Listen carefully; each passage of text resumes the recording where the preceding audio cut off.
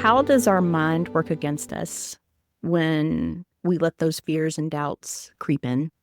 It's interesting that you mentioned that particular principle because it's usually the one that people will when they reach out and talk to me about the book, that's the one that people seem. I mean, there are other ones, but that seems to be a common denominator in all of us. We think with our fears and our insecurities.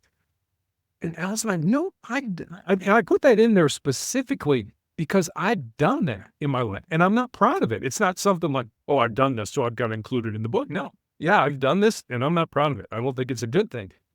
I know I've wanted to be part of a project or start, a project or something or get involved in a business, and you kind of pull back. You're like, "Oh, wait a minute. Maybe I'm not smart enough. Maybe I don't have enough information, or what will people think about me if I fail?" That's thinking with our fears and our insecurities. That's not thinking with our minds. And whenever I get a chance to talk to, especially young people, I always tell them if there's something in your heart, something in your soul that you believe you're supposed to do, but it's scary, go ahead and do it. Because at the end of your life, the things you're going to regret are not going to be those things you did. They're going to be those things you didn't do. But then it's going to be too late to go back and do them. But our brains work against us.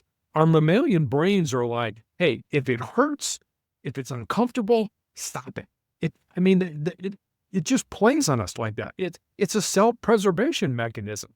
But we all know that we don't have to listen to our mammalian brains. There's a true story happened back in the 1950s at Johns Hopkins University. There was a professor who was doing experiments with rats. And as soon as I say that, people are like, just hang with me. It's a great story. He wanted to see how long the average rat could tread water.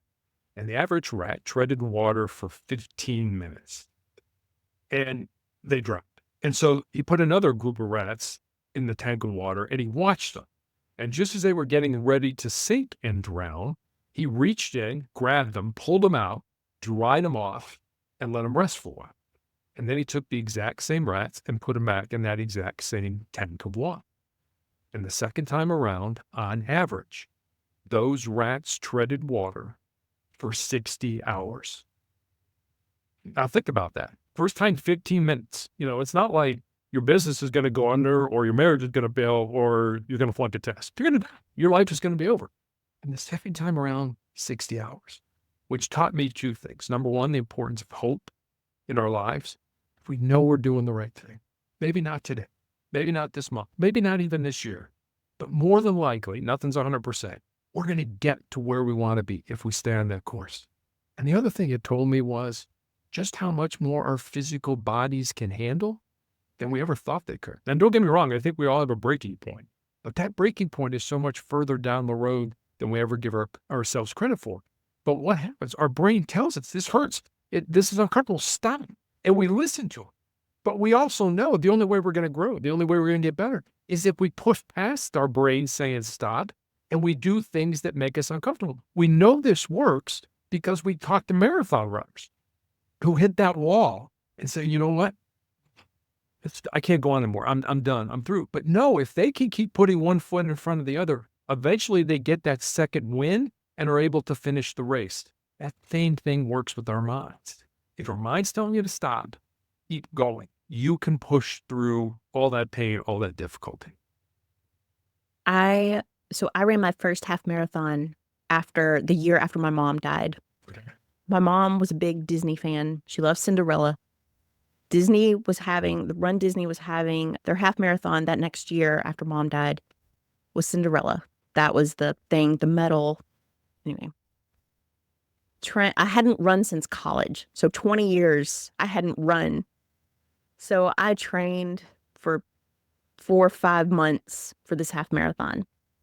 And like you say, listen, I used to play basketball, so my ankles, where I had rolled them, torn ligaments, sprained, you know this. And so then trying to run again, and my ankles would swell and just, and I got to where I would talk to my legs. Long about mile 8, I would start talking to my leg and I'd say, come on, legs, and just and just to keep pushing. And I would slow down, I would walk, but you have to just don't stop. And that was sort of that training for that half marathon taught me so much about just don't stop. Just keep putting one foot in front of the other. You're not going to cross the finish line as fast as, because man, I was in one of the corrals that was way back. I'm watching everybody else finish, an hour or two before me, but I still finished the race. I wasn't the fastest, but I wasn't the slowest. But I just kept going, and that taught me so much. But you also said a word, hope. When about a year after my dad died, I was to the point where I had to talk to someone. I mean, I knew I had to. And when I first saw my therapist, one of the first things she asked me, she said, I need you to tell me about your relationship with hope. And I kind of looked at her funny, and she said, I need to know if you've lost hope. She said, because that makes a big difference in how we're going to proceed. And that has stuck with me because I told her, I said, well, I haven't lost hope. I said, that's why I'm here. I said, I haven't lost hope because I'm hoping that I can get over this into the next point. But hope is so important. And I don't think you realize how important hope is until you're in that pit of despair, until you're at the bottom. And hope is your only way out. Yeah. There's a similar quote from Viktor Frankl, who wrote Man's Search for Meaning. He was a Holocaust survivor. He was a medical doctor, he was a psychiatrist, and he was in the Auschwitz concentration camp. And he talks about how when a person loses the will to live, it's almost impossible to get that back. And I think you could translate, when a person loses hope, it's almost impossible to get that back. Yeah. Yeah. And, I think my dad was like that at the end. I think, especially after losing my mom, they were together almost 60 years. And I think my dad pretty much just willed himself to die. I think he gave up that will to live. And to watch that happen, that takes a toll on the caretaker as well, watching somebody lose that hope. Yeah, because we're taught that life is so important that you've got to fight till the very end. I mean, when I was diagnosed with cancer, I was told I'd be dead in 2 years. I always say, doctors, well, you gave me a death sentence. Maybe I can try to turn that death sentence into a life sentence. But the interesting thing about doctors is, I always, and this kind of, I don't know how I came up with this, but I always kind of equate doctors to sort of bookies in Vegas. They look at you and say, okay, based on your age, based on your overall health, and based on the stage of your cancer, you are going to live X. Okay. But what doctors don't know is you want to see your daughter graduate from high school or college, or walk her down the aisle when she gets married, or play with your grandkids. And those futuristic things, those things that you want to look forward to, or you do look forward to, are incredibly powerful to keep you motivated, to keep you going, to keep you disciplined, to do the regimens they tell you will keep you alive, and things like that. And so it really is something, but the opposite of that is true, kind of like your dad. I've seen people where doctors who said, you will be dead in 2 years. And Alison, literally on the day of the anniversary of 2 years, they die. They take the doctor's words as gospel. I've always been a person that wanted my life to be based on the decisions that I made, not on the ones that I didn't make or that somebody else made for me. So you don't have to take the doctor's predictions and say, oh, you're going to be dead. Really? You don't know me. You don't know the things that I have to look forward to. When you have something to look forward to, I mean, that's why people commit suicide. They don't have anything to look forward to. There's nothing out there. What do? They start giving things away. They start talking about death. They exhibit behaviors usually before they kill themselves. They have nothing left. I've got nothing left. Kind of like your dad. It's like, I've got nothing left. I was with this woman for 60 years. She was my whole life. You know what? It's time to go. And then it's okay. It's okay at that point in time. Yeah. I know it hurts me, Dad. It hurts me because my dad was just like, what? I'm not going to recover from this. Yeah. Like, no, you got to keep fighting. You got to keep going. No, it's time. It's okay. So It's also interesting how little doctors and healthcare professionals take into consideration God's plan. yeah, Because my dad, very religious, church elder for 40 years, we think he said a prayer. Hospice came, he passed away on Monday afternoon. Hospice came around lunch, around 12:30, 1 o'clock, clean him up, that type of thing, help me with meds, changing, all of that. She told me, the hospice lady, hospice nurse told me, she said, he's in the active stage of dying. And of course, we knew all of this after my mom the year prior. They're like, he's in the active stage of dying. It should be about 48 hours. It was 2 hours. We think my dad heard that and was like, I am not laying here for another 48 hours. We think that he was like, you have to take me now. Because the change in the room after they left and after she said that, the change in him, I'm pretty sure he asked to let go. yeah, And I think doctors don't take that into account. And same with my mom. They told my mom when she decided to come home with hospice, they told her, they said, well, it'll be anywhere from 8 weeks to 8 months. It was 8 days. And you talk about waiting. She was waiting. My nephew, my oldest nephew, we were waiting for him to come home from college to see her. And he couldn't come home until Saturday. She held on until Saturday when he walked in the door and saw her, and about an hour later, she passed away. yeah. So I think we have some control over it, along with a higher power. Oh, absolutely. I couldn't agree with you more. It's interesting that we're talking about this. Today is the 39th anniversary of my father's death. Oh, And my brothers were both in Chicago. My dad died in Columbus, Ohio. And my dad, I mean, the nurses were like, any one of these, kind of agonal breathings will be his last. My dad waited till my brothers drove 6 hours. My one brother was at Notre Dame, my youngest brother, before he died. He brought, he came back. He waited for them to come before he passed. yeah. And I do think there's absolutely something to, it's not our plan, it's God's plan. I mean, I learned that in law enforcement. One of the things I learned was when it's your time, it's your time. But the other thing is when it's not your time, there's nothing you can. I remember as a hostage negotiator, I negotiated with this guy who tried 3 times to kill himself, including shooting himself in the head.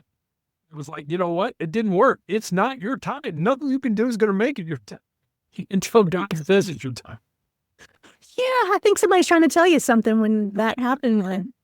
So you're still going to be here for a while. Good grief. Wow. That reminds me too, when mom and dad each passed away, my 2 dogs were in the house, and they're usually like running around, other people in the house and all. Those dogs were the quietest they have ever been right before mom and dad died. I'm a firm believer in they can see things that we can't. They understand things that we can't. And being a witness to that, and anyone who was in the room with us, we all have sort of said the same thing. Being a witness to that was something. Yeah, adjectively go from I'm alive to I'm not anymore. Yeah. Mm-hmm. And again, it's surreal too. Your brain, and I read an article recently, they're doing a lot more research now on grief and the brain. And the brain does not process grief as an emotion. It tries to process it as actions. And it's trying to, basically grief rewires your brain. And that's why it's even now, you can't articulate things. They talk about brain fog with grief. And I've certainly had that, because it doesn't make sense. Your world doesn't make sense. And trying to get back to life. I don't want to say after grief, because like you say, grief it's always there. But trying to walk alongside it in this new life, and trying to, new normal, and trying to, whatever normal is now, and trying to figure out where you belong and what you're supposed to do now. And because your life has done a 180. And you're not where you thought you were going to be. And that's taken a lot to try and work through that. It's scary. It's like this, and I've cautioned people not to make major life decisions when they just experienced some kind of a major trauma. Whether they got divorced or they lost their job or somebody died. That's not the time to, I'm going to turn my life upside down. You don't make good decisions. One of the things I learned as a hostage negotiator is, when we started negotiating with people, many times their emotional brain was way up in the air and their rational brain was down on the ground. And at the beginning, we're not talking about solution-based, put the gun down, let the hostages go, come out. We're not talking about that because we don't make good decisions with our emotional brains. We make better decisions for ourselves with our rational brains. So we had to spend hours letting that person burn off a lot of that emotional energy to the point where, we used to call it like a teeter-totter. When we first started, the emotional brain is way up in the air, the rational brain is on the ground, and over time, letting them burn off, asking them certain questions, how we ask them and things like that, you hopefully get that teeter-totter to equilibrium. And then when you've engaged the rational brain, now we can talk about solutions. Put the gun down, let the hostages go, come out with your hands up, those kind of things. They're not ready to hear with their emotional brain. And grief's an emotion. And if we let it get ahead of us, we can make some really bad decisions. We can engage in some really bad behavior based on how we feel because something happened. We lost somebody, we got divorced, whatever. You got to kind of, like you say, get to that new normal and then start thinking about what's best for me moving forward after this event happened in my life. Mm-hmm. And again, that goes back to your mindset and where you are and having a support system in place to, especially for people to say to you, hey, don't do this right now. This is not a good idea. Or you need to do this, or can I do that? That's when your support system, I think, is pretty important. Absolutely. Yeah. Why did you feel compelled to put down these principles in a book? That's a great question. Never expected to write a book, never wanted to write a book. There's kind of an old joke that says when we talk to God, it's called prayer. When God talks to us, it's called schizophrenia. So, God has never said, Terry, you should write a book. But I think what God has done, and he's done this several times in my life, where he's put enough people in my path that start to make the same suggestion over and over and over. And I think I'm old enough now, more mature, that when that happens, I kind of perk up. It's like, oh, I need to pay attention to this. So people were suggesting that. And Sustainable Excellence is really a book born out of two conversations I had. One was with a former player. I coached girls high school basketball. We lived in Texas. One of my players had moved to Colorado, where my wife and I live with her fiance, and the four of us had dinner one night. And I remember saying to her after dinner that I was excited that she was living close and I could watch her find and live her purpose. And Alison, she got real quiet for a while. And then she looked at me and she said, well, Coach, what do you think my purpose is? I said, I have absolutely no idea what your purpose is in life, but that's what your life should be about. Finding the reason you were put on the face of this earth, and there is a reason, using your unique gifts and talents and living that reason. So that was one conversation. And then I had a young man in college reach out to me on social media, and he said, what do you think are the most important things that I should learn, not to just be successful in my job or in business, but to be successful in life? And I didn't want to give him that, get up early, work hard, help out. I didn't want to give him sort of the cliches that we all know. So I spent some time, took some notes, eventually kind of had these 10 thoughts, these 10 ideas, these 10 principles.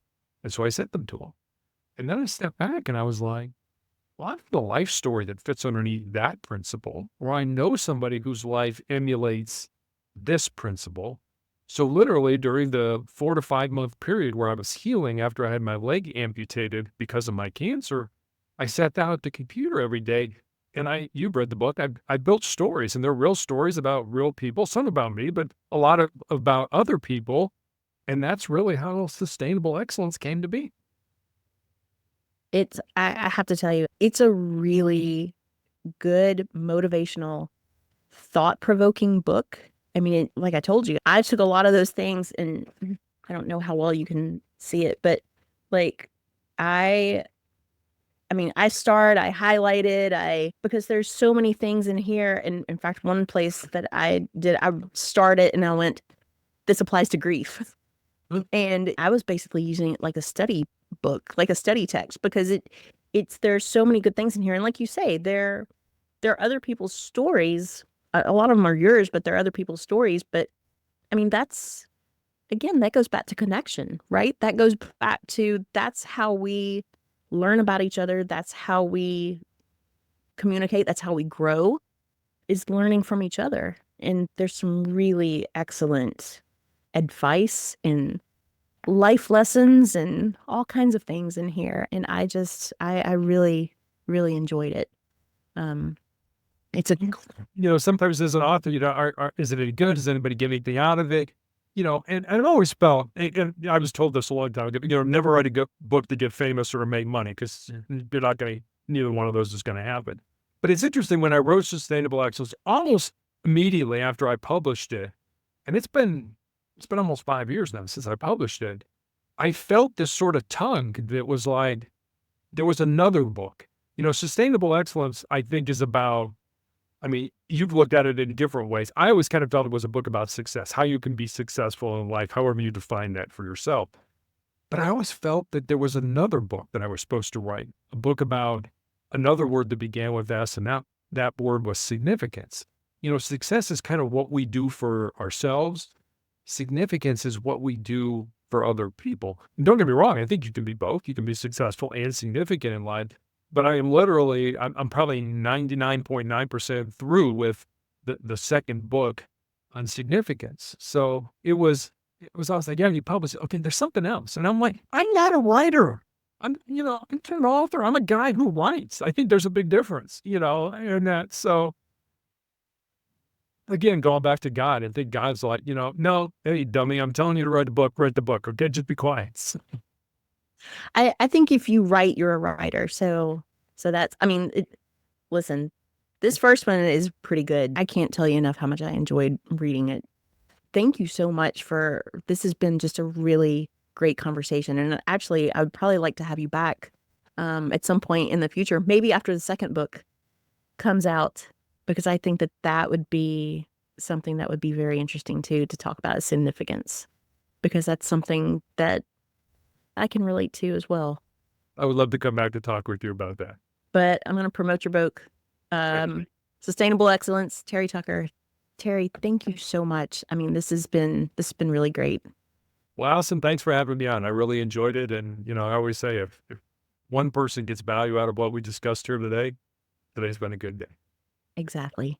Thank you so much. And we'll talk soon. Sounds good.